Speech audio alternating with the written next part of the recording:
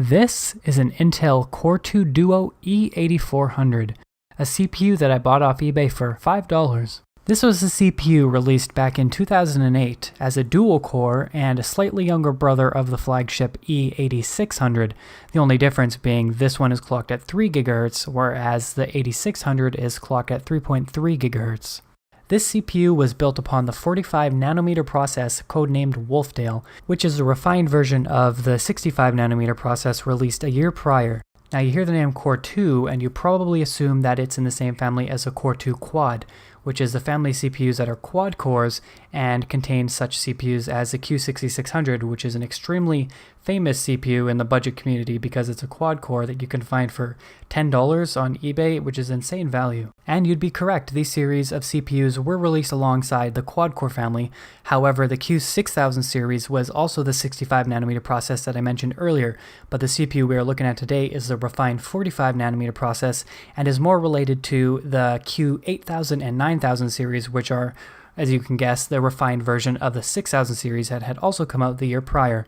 These quad cores though were extremely expensive on release, costing somewhere around $500, which is more than a mainstream i7 by a good 20% by today's standards. And so with that in mind, these dual core CPUs did retain good value because they were cheaper. And 10 years ago, this was less of an issue because games weren't nearly as multi-threaded as they are today, and even by today's standards, we're still kind of just getting there. But back then, you could be on a dual core on the most AAA advanced graphics game out there, and you could be just fine. And of course, these CPUs did have a slight single core advantage as well as a clock speed advantage because it is easier to clock a CPU with less cores. That's just kind of the rule of the game at this point. And as we all know, games prefer a really strong single core over a buttfuck ton of bulldozer cores. Oh wait, did I just say that? A buttfuck ton of smaller, weaker cores. And this was even more obvious 10 years ago because at that point quad cores weren't exactly in everybody's computer, so games really thrived on single and dual core CPUs just fine. And so let's see what this $5 CPU can do. And so I mentioned earlier that this CPU is clocked naturally at 3 GHz, but of course I overclocked it as high as I possibly could go, and that would be 3.9 GHz for this video. I was able to boot at 4.3 for about 20 minutes, but unfortunately anything just past that 3.9 mark was crashing at least after about an hour, so 3.9 is what we're doing today. The CPU is cooled with a Hyper 212, and despite having 1.4 volts being pumped into it, and even increased the Northbridge voltage for this overclock, it handled that overclock like a champ, because even running Prime 95 for a few hours, it didn't even pass 60C, which is something I was actually pretty surprised by. So yeah, we're going to rip my graphics card from my main system and we're going to plop it into our test bench here. And so the system we are using today is the Core 2 Duo I mentioned, clocked at 3.9 GHz, an 8GB RX 480, which is the MSI Gaming X variant, and 8GB of DDR3 clocked at 1333. And so with all that said, let's take a look at these benchmarks. And so let's jump into the synthetics first, because one does not simply start a benchmark run without talking about Cinebench. So we got an OpenGL score of 59.75, a multi-core score of 213, and a single core score of 109. Now for comparison, the Q6700, which is a slightly higher clocked Q6600, usually starts out at about 65 at its single core score, and when I overclocked it to 3.1 I believe, it only obtained about 85. And what else is interesting is that this is the score that you'd see in an extremely high clocked bulldozer CPU, so the FX 8350 for example. And yeah, I'm just gonna put that out there and you can do with that knowledge what you will. And now let's move on to Firestrike. So I got a physics score of 3,456 and a graphics score of 14,703. Something to note here is that my graphics card usually gets this score normally, so it just goes to show how optimized Firestrike is for a GPU without even touching the CPU. And so next let's move on to Passmark. So my overall score was 1,861, my CPU score was about 2,950, and the standard score for this CPU Passmark test is about 2,000, so I did get a nice gain with that overclock.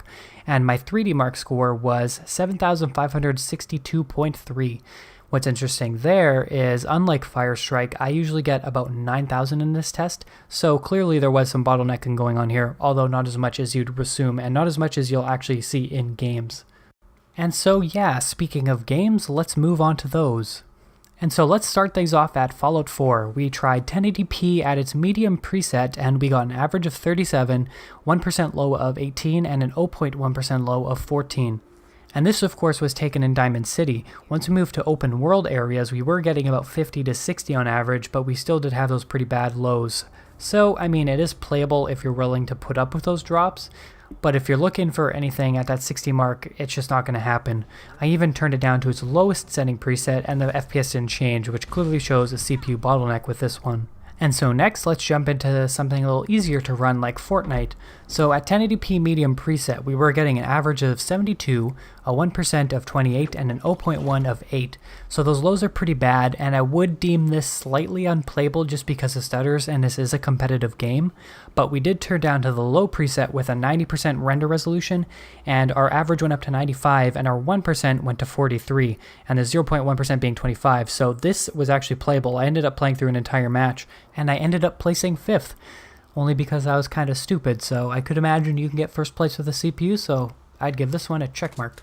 And then I decided to try to run Black Ops 3, which as you can see by this footage just did not work. Neither zombies nor multiplayer, so not playable, and you could probably assume it'll be the same thing if you were talking about World War II, which is slightly harder to run. So you can just basically assume that modern day Call of Duty is a no-go. Older Call of Duties, however, such as Black Ops 2, which I did test, we did get an average of 119, a 1% of 65, and an 0.1 of 54. And I was running this game at completely max settings, so you'd be just fine no matter what you're doing on this game. And so how about a harder game such as Rise of the Tomb Raider? So at 1080p at its high preset, we got an average of 38, a max of 75, and a minimum of 3.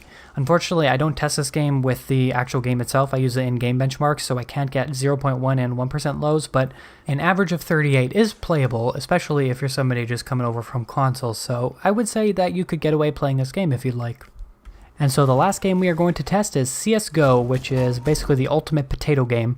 However, this game is actually quite CPU intensive, so at 1080p and its lowest settings, we only got an average of 53, a 1% of 33, and an 0.1% of 17.